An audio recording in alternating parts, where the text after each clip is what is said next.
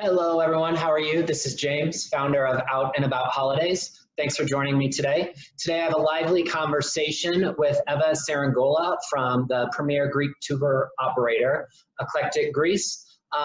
We touch on a lot of very pertinent things going on right now in regards to travel. We touch on kind of the new normal of travel, since Greece is one of the first international destinations that is opening their border on June 15th. And this is something that will probably, you can relate to any sort of international travel in regards to the new normal. Also, we highlight some beautiful new destinations beyond the popular ones and beautiful ones of Athens, Mykonos, and Santorini. We touch on some newer areas that I was unfamiliar with that make me realize I've just scratched the surface of what Greece has to offer to us. We touched on the areas of Corfu, Crete, and Peloponnese. So thank you so much for joining. If you have any questions after this, feel free to contact me, James at Out and About Holidays, or visit my website. And also feel free to follow me on Instagram at Out and About James. Hey, good morning, Eva. Good morning, James. How are you? I am wonderful. Thank you for joining us. I know you're about what, 8 hours ahead of Chicago. So thank you for taking some time. Thanks for taking some time out of your evening to talk to us today. I know a lot of people are very, very excited about traveling. Some, are looking forward to traveling as soon as this summer. Some are more comfortable not traveling until next year. But one thing is for sure, that everyone is excited to get out of their houses and get to travel again. Absolutely. Yeah. So I wanted to reach out to you because Greece is my favorite place in the world. I have the Greece bug. I went there for the first time 5 years ago. We did Athens, we saw the historical sites, and then we did Mykonos and Santorini. And since then, I have been back 4 different times. So Mykonos is near and dear to my heart. Had great memories from there, but I know Greece has so much more to explore. And I know, as we were talking recently, that there's a lot of different areas to explore that might be a safer or more comfortable option for people to explore during and post coronavirus. So with that, sorry, that was a long introduction for myself. If you want to introduce yourself. Yes, so my name is Eva again. I look after client relationships for Eclectic Greece, which is the inbound high-end luxury division of Kubernetes Travel. We're around for about 45 years, one of the biggest travel agencies in Greece. And with that in mind, we are able to provide, to actually secure the best terms and the best deals for our clients. So you're in safe hands with us in Greece. Good, good. Yes, that's definitely your reputation, and that's my experience with you guys thus far. So if we want to get into this today, I'd like to, go through kind of how Greece travel and tourism has changed since the pandemic, and kind of what to expect going forward with the new normal. Yes, absolutely. I'm ready to share my screen. So you give me one little second. Here we are. So I need to rearrange you, James, on my screen. So we've done our introductions. So I'd like to go to the next slide now and discuss, as you mentioned, how Greece managed to handle this outbreak so successfully. So the government has put the public health in priority. So we took very strict measures, James, from day one. So about a week after Italy broke out, the government imposed a very heavy lockdown and really difficult restrictions in terms of traffic. So just to give you an example, we were not able to go out without texting a specific service number in order to let them know that we go out for exercise, we go for grocery shopping, to walk our dog. And this is actually the way that we have managed to contain the spread of the virus. We had only 180 people who passed away because of the virus, and about 2,900 who got it. Eva, I want to stop you for 1 second. That's amazing how successfully Greece handled this outbreak. And I think, a lot of Americans that are listening to this right now are going to hear this, are going to be kind of surprised, because we didn't have to text any number. We just kind of had to go by the honor system of, not leaving your house, self-quarantining, only leaving for necessary reasons. But I mean, to be quite honest with you, there were some places in my neighborhood where ice cream shops were still open, so granted, ice cream is pretty essential, but it just shows you the stark difference of how it was handled in America versus some different other countries that had handled it very successfully. So go on. Yes, I mean, the main reason was that our healthcare system is not as great as in the US probably, or compared to the other European countries. So they had to be very strict. So as of the 4th of May, all business activity is back to normal. And we see only a few new infections being reported on a daily basis, which is really positive. So the country, as we see on the slide, is reopening. The hotels are coming back. The resorts actually are coming back on the 15th of June, as well as the two major airports of the country, Athens and Thessaloniki, which is the northern part of Greece. It's coming back on the 15th of June. Now the Greek government, James, has announced a list of countries that are allowed in from the 15th of June, and it's 29 in total. And they have suggested that they will constantly evaluate this situation, allowing more countries to enter based on epidemiological data as the time goes by.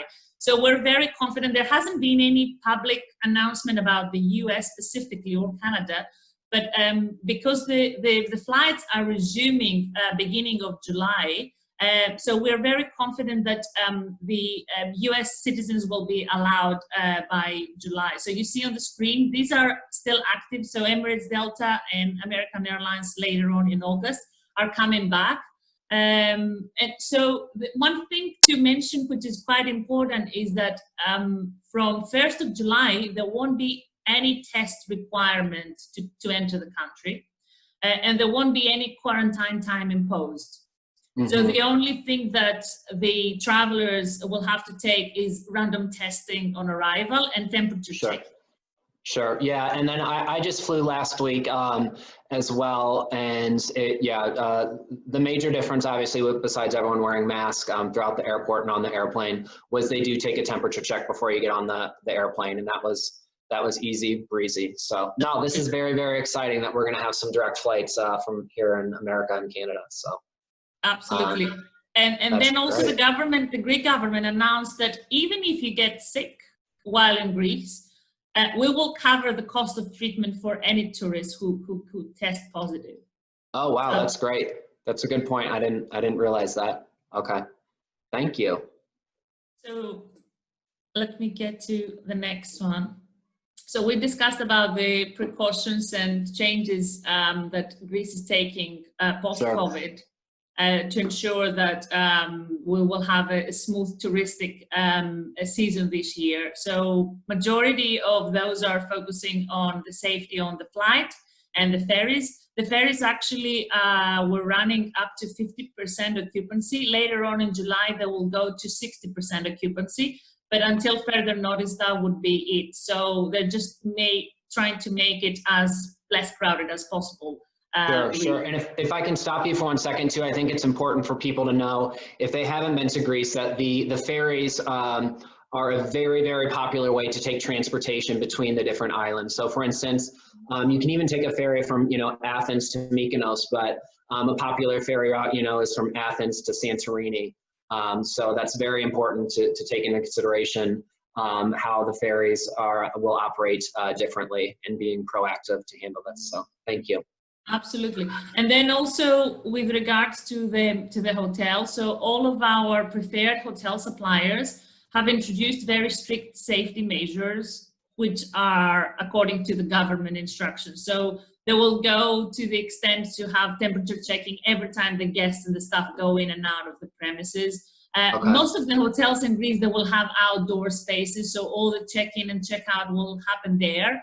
And a lot of others that you can see on the screen. So they're very serious. I mean, there is hotels in Greece that decided that cannot abide by these rules and decided not to open this year, but majority of the hoteliers, especially to the standards that we're providing services like Sure. 5-star hotels, are abiding by the new regulations. One thing also to mention is that most of the archaeological sites, such as the Acropolis, Delphi, ancient Olympia, are open spaces. So there would be, again, distancing and a certain amount of people allowed, but the most challenging would be the museums that are a lot stricter there. So there would be like security guards that they would be allowing only a specific amount of people going in, and maintaining the 2-meter distance. And we highly encourage the use of masks. Right, right. One thing I want to touch on too, in case some people haven't been to Greece, is that most of the hotels, basically every hotel I've stayed in Greece was probably under 50 rooms. It's a lot of boutique hotels, correct? Especially in the water and island destinations. So they're not necessarily huge, massive hotels with hundreds of rooms, correct? Well, the hotels that you, James, will be selling is probably boutique hotels to the 5-star luxury level, and similar to eclectic. But there is big hotels in islands like Rhodes and Kos, and even Crete, if you like. But the clientele that we're servicing would be more inclined to go to smaller establishments. And we have put forward, apart from some cases, we have put forward in this presentation hotels that are very small, boutique, and widely spread over a specific, land. So we'll make some more comments, as we go along with the presentation. Okay, great. So here we are. Here we are. So we have quite a few destinations. Obviously, majority of the people will know Athens, Mykonos, and Santorini, and they're fantastic islands to explore. It would be worth mentioning this year that there won't be any cruises that we will see in the Aegean Sea at least until September, probably end of September. That's the last announcement that we had from the government. So these islands, although they have these narrow streets and the alleys, are becoming a lot more comfortable to walk around. And James, I was just listening to the news this morning that they're specifically for Mykonos, I know you've been there, specifically for Mykonos, they're trying to establish a new, introduce a new system where they implement cameras. And when they see that there's overcrowding, the government will be texting all these tourists in this area, in this radius, in order to avoid congestion. Don't ask me, technologically Greece is not that advanced, but we have made some serious steps forward technology-wise these past few months. So if they're discussing about that, that would be amazing, because again, it's down to to personal responsibility if people will refrain from congesting. No, I think that's very technologically advanced. Between during the outbreak a few months ago, having to text just to leave your home and having a time limit, and then now dealing with the crowd issues in certain popular areas, that's impressive. We're getting there. So today we decided that, given the circumstances, and Greece is undoubtedly a very popular destination for the US, right? It's actually second biggest in demand after Italy, according to Virtuoso. So our focus and priority, I didn't know that either. I just read it a few weeks back. So our focus and priority for this summer is the safety of our travelers, and of course of the local people and the employees as well. So we are going to discuss about places that are considered safer due to the wider spaces that they are located, COVID ready, easy to reach, and at the same time they offer the high-end luxury service that our clients are after. So today we will be touching on Corfu, which is on the western side of Greece, between Italy and Greece, as you see on the map. All those red dots indicate that there is Virtuoso properties on those locations. So we have one in Corfu. And then we'll talk about Crete, which is the biggest island in Greece. Peloponnese, the mainland between Athens and Crete. So you see where the Amanzoe property stands out there. And then we'll touch quickly on Athens before we talk about our villa offering and our private charters that are becoming increasingly popular. So I'll go to this next slide. So those places that we're talking about, James, today, it would be about true Greek philoxenia, unique scenery, a lot of traditional food, and also some alternative activities that you can recommend to your clients, so your clients can choose from, and then you can combine those islands with the cosmopolitan Mykonos and breathtaking Santorini, so you can make a really nice itinerary. Well, I think this is exciting too, because such a majority of my clients, you know, we all love Athens and Mykonos and Santorini, and those are typically the first places that my clients gravitate towards, but also a lot of us kind of want to go to the new unexplored places, or the places that aren't as popular. So yeah, I'm excited to hear about these other islands and there you go. To talk about. So we've got Corfu, that we said it belongs to the complex of the Ionian Sea. So Ionian Sea is on the western side of Greece. The Aegean Sea is on the east between Greece and Turkey. So the island is very well connected to Athens. There is flights all year round, just under an hour, and there is great connectivity to Europe. So if you have clients that are traveling, not necessarily from the east coast, but from, you know, the middle of the country or the west side, they can fly into London or Paris and then connect directly to Corfu and start their itinerary there. So the past couple of years, I'd say the opening of the new Domes Miramare, which is a virtuoso property, and a couple of other five-star properties have really put the island back on the map for overseas travelers to explore. It's a typical destination for Europeans, but now there is even more a need from the overseas travelers to explore. And it became increasingly popular for the US people, and I found that out at the beginning of the year with the British comedy drama series, The Darrells. I'm not sure if you're if you know that. So no, that I'm not was familiar with that. Yeah, that was supposed to be filmed in Corfu, so it had some shooting in Corfu. Sure. So in the main town, I mean, one of the highlights that you can experience while you're in Corfu is the Greek Easter. So there is a lot of celebration connected to the religion. There is actually about 18 bands that parade through the cobble streets of Corfu, and a variety of other local customs and festivities. So that would be probably in April or May. The town of Corfu is actually a UNESCO World Heritage listed site, and it's a host to many universities. So all year round there is a lot of permanent residents, and all year round you would have a decent, vibrant nightlife, I would say. On the next slide, you can see the main Esplanada.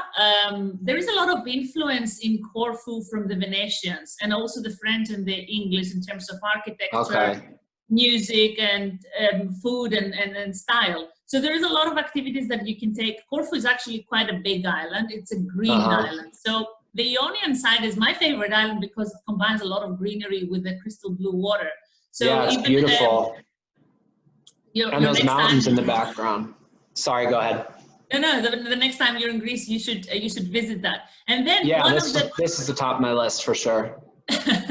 So the most amazing day activity that you can take from Corfu, so you take a hydrofoil and then you get to Paxos and Antipaxos, which is a little picturesque island. Actually, the backdrop, my background picture is Paxos. It's like, I don't know, it's like the Caribbean, maybe even better. So it really gives you some serenity, and you're very unlikely to want to go back home after this. And then we'll go to the beautiful island of Crete. So Crete is the largest island in Greece. So you can see it's quite large. And it's definitely one of distinct culture and history. So according to the Cretans, everything started there in terms of civilization. So it started Wow. from Heraklion, like, the east side of Crete, and then moved up to Peloponnese, and then moved to Athens, and then moved to the Romans and the rest of the world. So, Okay, wow. so it's quite, I mean, if you're into history, but Crete is an island that it's known for its delicious cuisine. It's known for the variety of activities. Even if you're a young couple, or and you're looking for an adventure, or a honeymoon couple, or a multi-generational, a trip that you're planning for a family, Crete can cover every taste.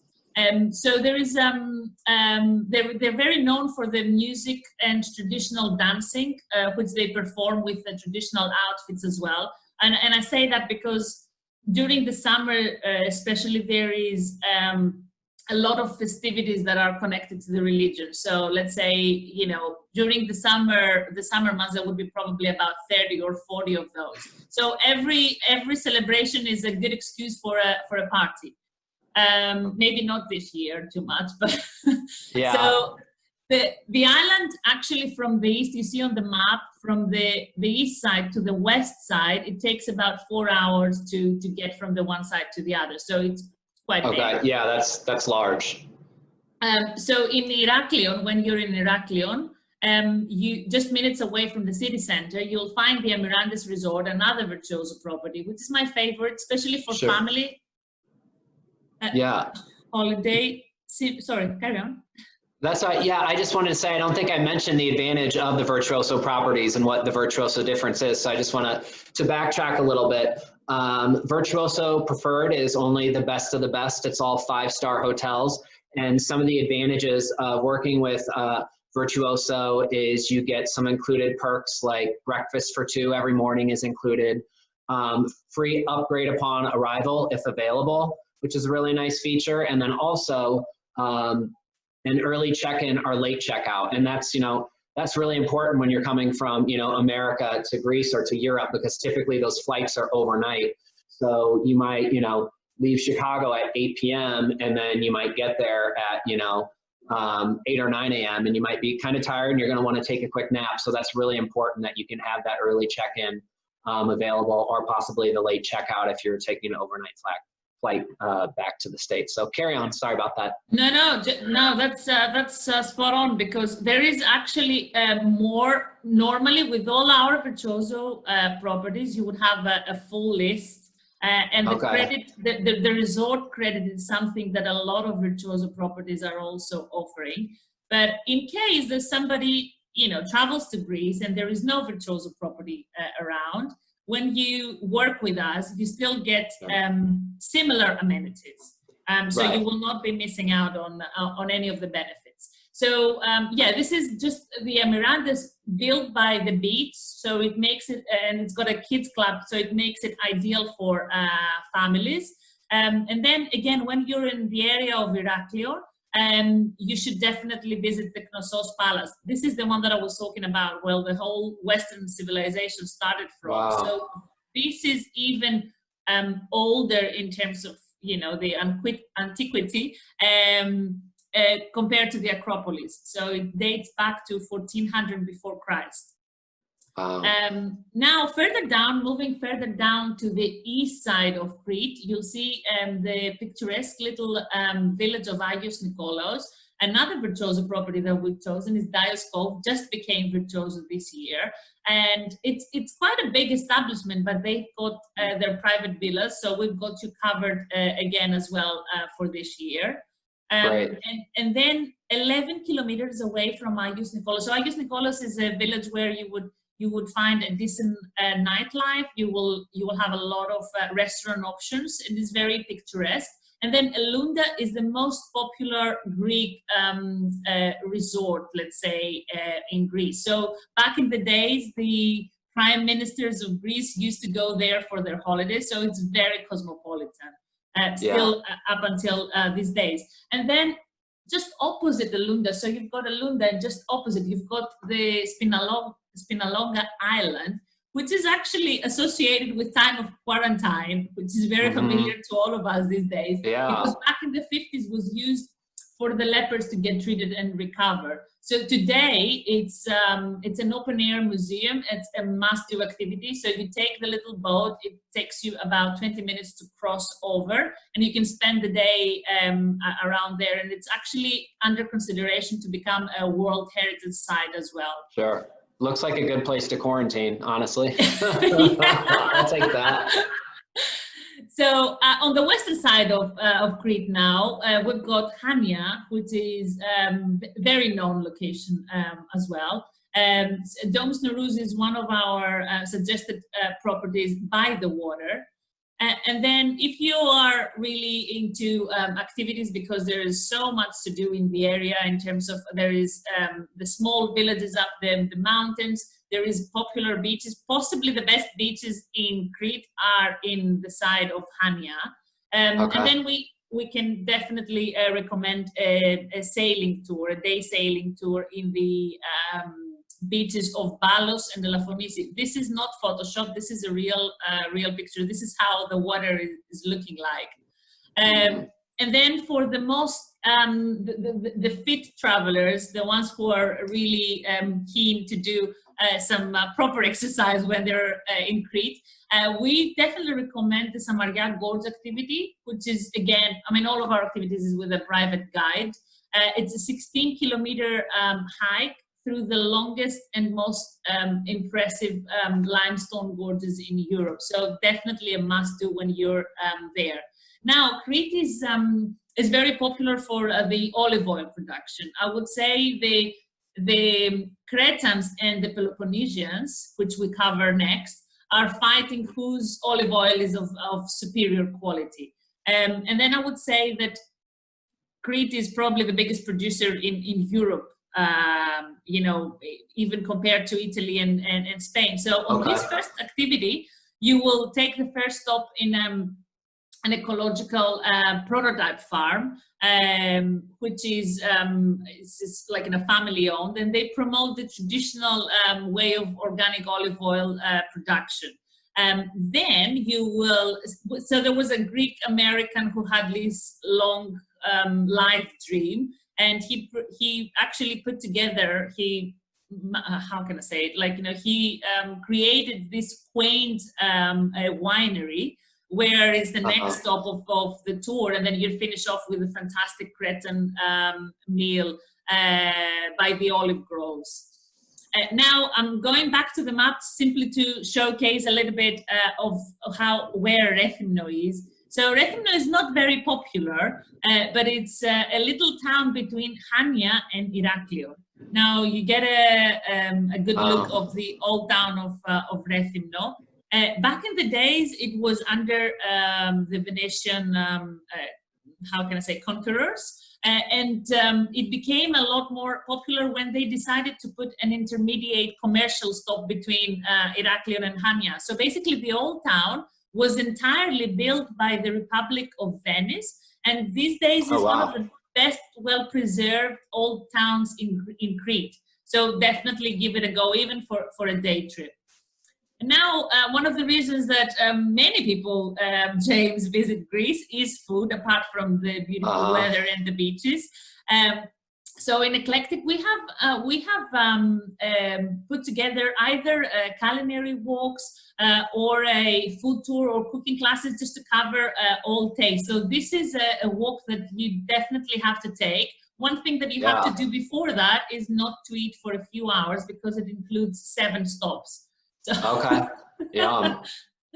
So moving away from Crete, you'll see on the map we're going a little bit north to Peloponnese. So Peloponnese is a little bit underrated, if you ask me, but it's very popular amongst the Greeks because the whole of the coast, you see all these little legs that go into the sea. The whole of the coast is absolutely spectacular. So the beach is, like, you know, very clean. I mean, in Greece, maybe it's worth mentioning that we don't have any ocean, we don't have any sharks, we don't have any jellyfish. It's very clean water. So the opening of the Aman Zoe, another virtuoso property, is definitely the one that changed 7 years ago how things were. So after the Aman Zoe, we had another 3 or 4 5-star hotels that opened in the area. So there is a lot more demand, if you like, for international travelers to visit. You know, Amanzoe to me is the top hotel that we have in Greece in terms of service and facilities. So definitely push for that. It's only a few minutes away from the beach. And then from the beach, you can take the water taxi and visit Spetses and Hydra, as we will touch later on. So one of the, from Athens, you can drive to Amanzoe within 2.5 hours, or you can take a helicopter flight that takes you there for within 25 minutes from the international airport. Okay. While you're in the area, yes, you know that is the ancient theater of Epidaurus. So you can start the day from there and then move to the picturesque Nafplio. That was the first capital of Greece before Athens. It's a little town. It's got lots of shops, lots of coffee shops, bars, and restaurants. And the fortress just right there in the town center, which you can explore, and you can enjoy your lunch and dinner by the water with the sea view.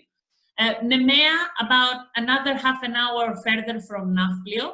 Now, Greece has 3 major wine regions, and it might be not very popular as Italy and France, but we have really good quality wine. So Nemea is the top region in terms of wine production after Santorini and Naxos, which is on the northern part of Greece. Then further down south on the east, you would have Monemvasia.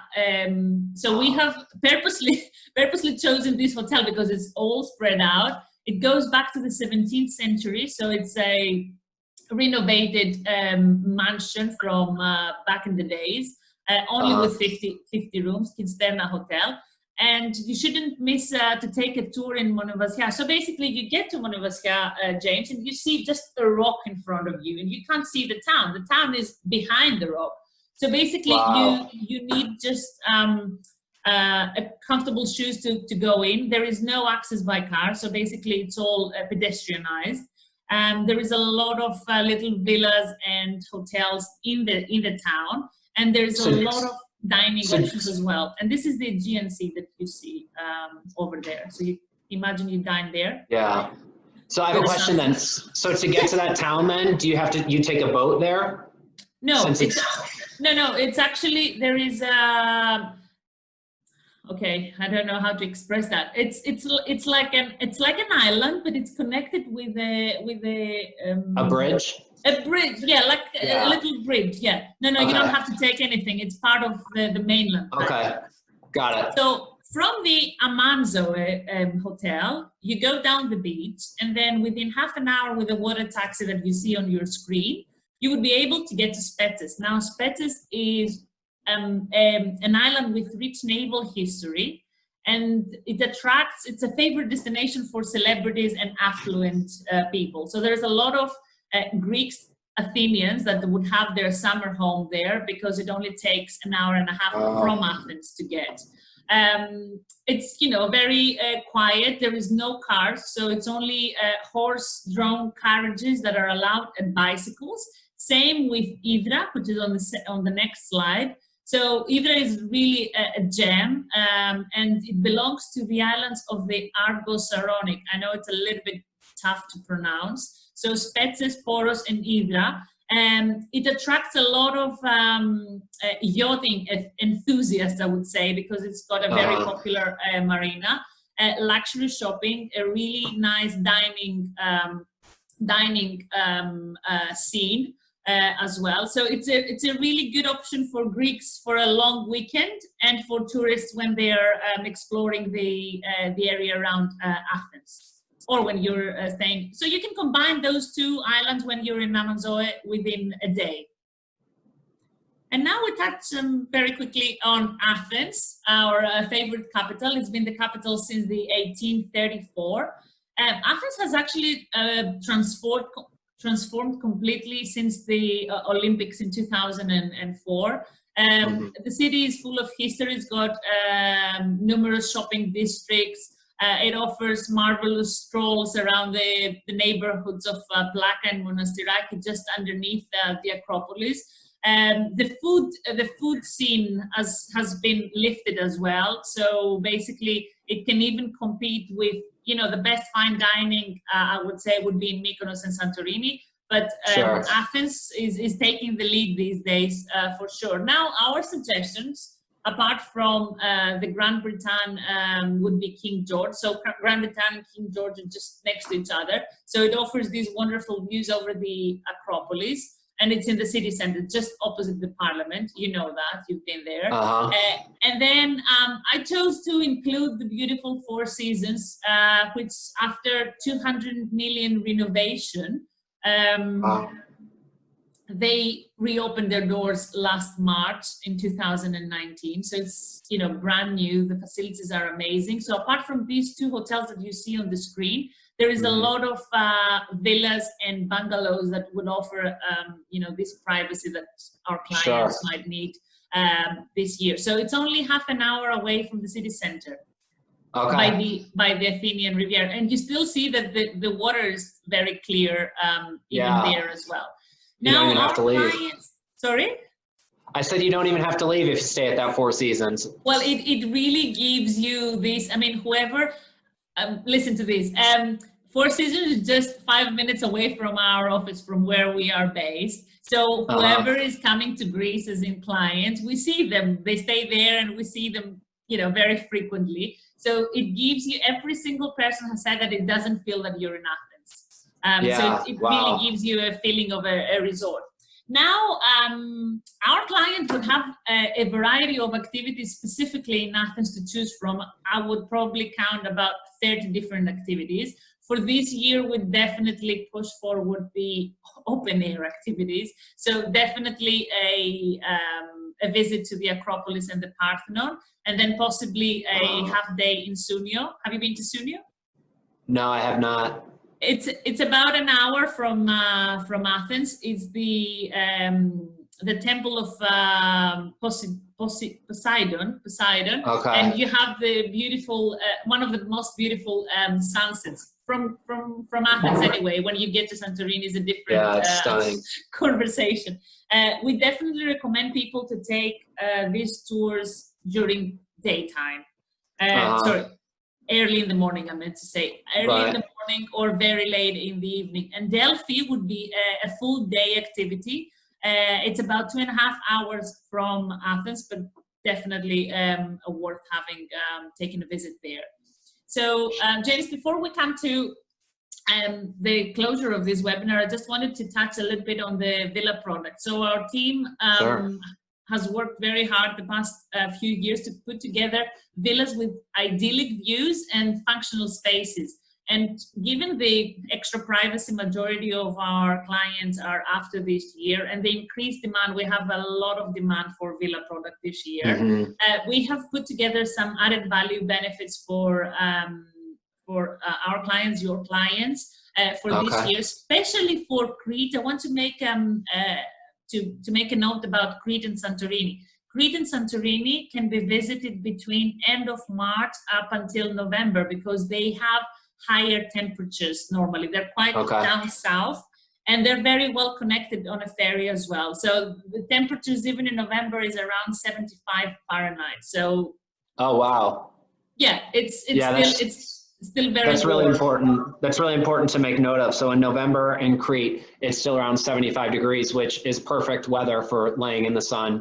Perfect weather. The water will be warmer too. So sorry, go ahead.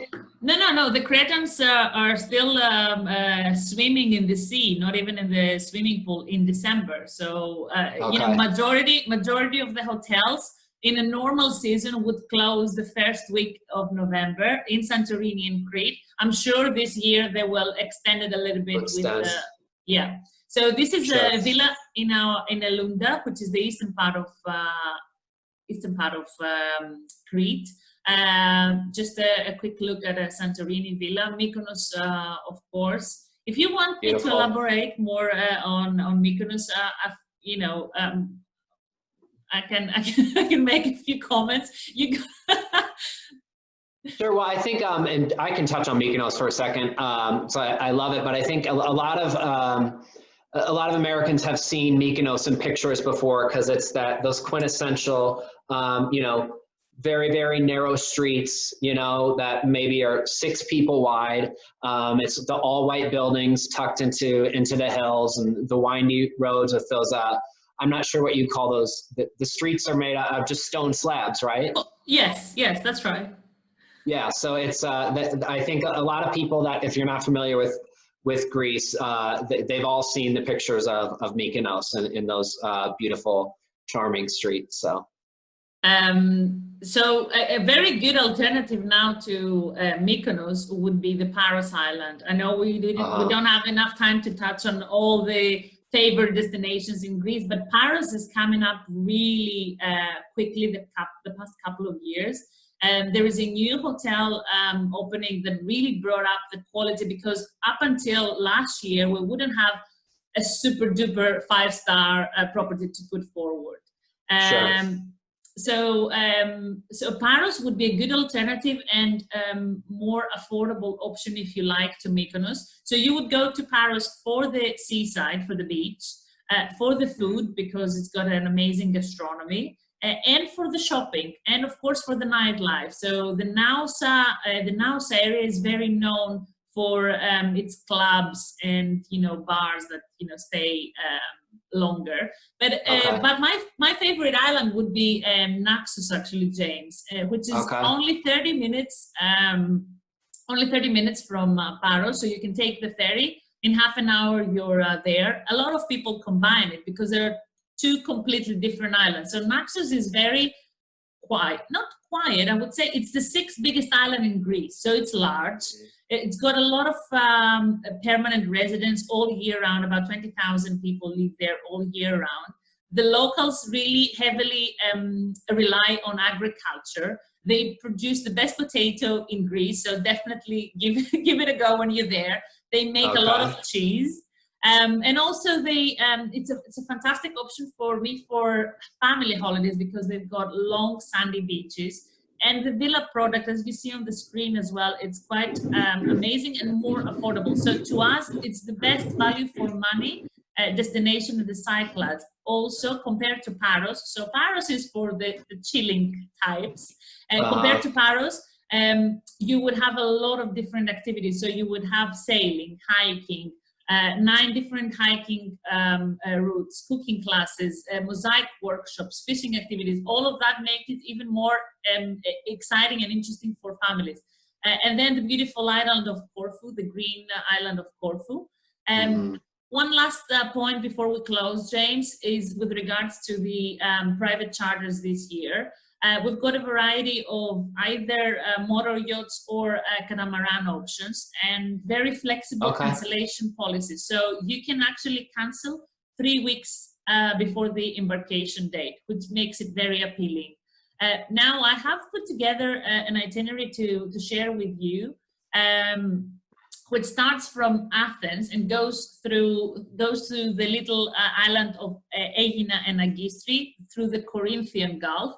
And it covers quite a few islands in the Ionian Sea. And the reason that I put that together is because July and August, the Aegean is a lot choppier. So the Ionian Sea is less choppy and more calm compared to the Aegean Sea.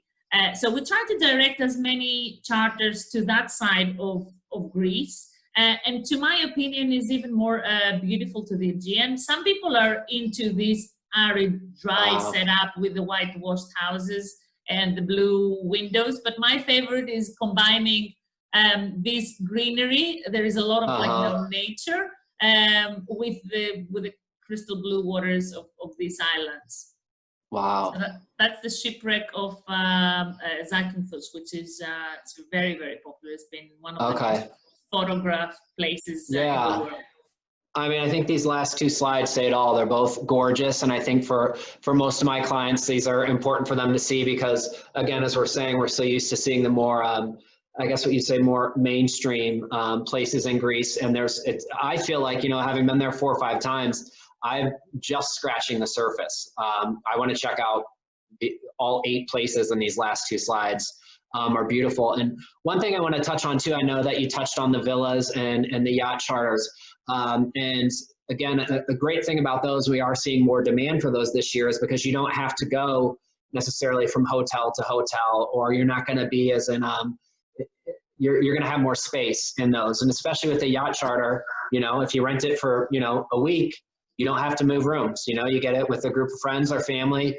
You hire the skipper and you can go island hopping, beautiful crystal clear blue water that's calm and warm, and you don't have to change rooms. So that's, yeah, we're definitely seeing a demand for that, and that's a great option as well. Also, you can have your own chef if you want, and a nanny on board if you decide. So there's a lot of options. Sure. Yeah, and one last thing I just want to recap about Greece. So why I love it is everything that I love. It has beaches and sunshine. It has good food. It has some wineries on some of the islands. Yes, and I was going to touch on culture. I love the culture and the people, and then it has all the history. You're just, you know, you walk down almost any random you know, street, or you're driving from your airport to your hotel, and you're, you know, passing things that are, you know, hundreds of years old, if not older. So it's it really is the best of all things that I look for when I'm looking to go on a vacation. So this is great, and we appreciate your time. No, my pleasure. It's been fun. It's been great. Yeah, no, you did a great job. There's a lot of places, again, that I wasn't even familiar with, having been there multiple times, that I want to check out and send my clients to. And, you know, I think... Oh, I'm sorry. That's okay. If you want to just go back to that last slide. Perfect. So one thing, I think I forgot to introduce myself, but if I did, we'll do it at the end. We'll do it in reverse. So I'm James Lilla. I'm the founder of Out and About Holidays, based here in Chicago, Illinois. And I'm an independent affiliate of Q Cruise and Travel here in Chicago, down on Michigan Avenue, which is a Virtuoso member agency. We touched on a lot of different Virtuoso hotels and the benefits, again, of Virtuoso and Eclectic. And to recap those benefits again, it includes daily breakfast for two, a free room upgrade upon arrival if available, and then a early check-in or late checkout. So on this last screen as well, you will see all my contact information, outandabout.holidays.com. Feel free to check me out on Instagram, outandaboutjames, or shoot me a note. But this was amazing. I think the timing's right, as you know, today is June 10th, and the island's opening up on June 15th. Thank you so much for your time today. And you're welcome. My pleasure. Yeah, and congratulations again to Greece on handling this the coronavirus so well. It's certainly admirable. It sounds like you guys have a lot of systems in place that are going to make a lot of travelers feel safe. And I am so excited to get to Greece. I'm planning on getting there in September, maybe early October. And I know one last thing also that you touched on was that the season will be extended. So a lot of hotels in the popular islands might not close until early November. And then, as you mentioned, Crete, you can go swimming in Crete in December. So yes, this is awesome. We look forward to have as many of you as possible over this year. But if not this year, next year, we'll be around. Perfect. Yeah, well, I think you did a great job of highlighting it. So thank you so much, Ava. Thank you, nice James. chatting. Have a great day. Take care. All right, bye-bye.